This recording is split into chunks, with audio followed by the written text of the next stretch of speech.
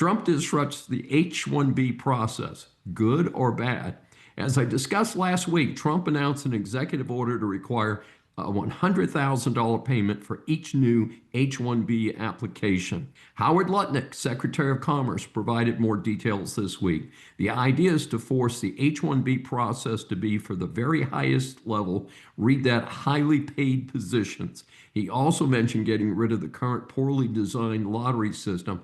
I do agree with that change. Here's the problem. That process should be analytical. Do we really need the person from outside the U.S. for that position?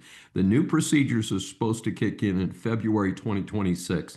The obvious problem is that much of the scientific research is not that highly paid. University professors and researchers are certainly not highly paid, and I can personally vouch for that. In particular, we might be depriving America of the cure for cancer and other important research needs. Bluntly, we are not creating enough of our own. One pathway might be more federally sponsored student scholarships and loans for the most needed skills so that we can grow our own.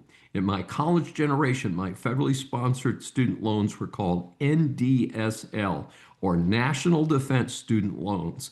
After the surge after World War II of vets under the GI Bill, Congress was concerned that we would not have another generation of well-educated students to follow them. This was during the first Cold War. Perhaps a pathway would be something like the NDSL for winning the new Cold War and curing cancer.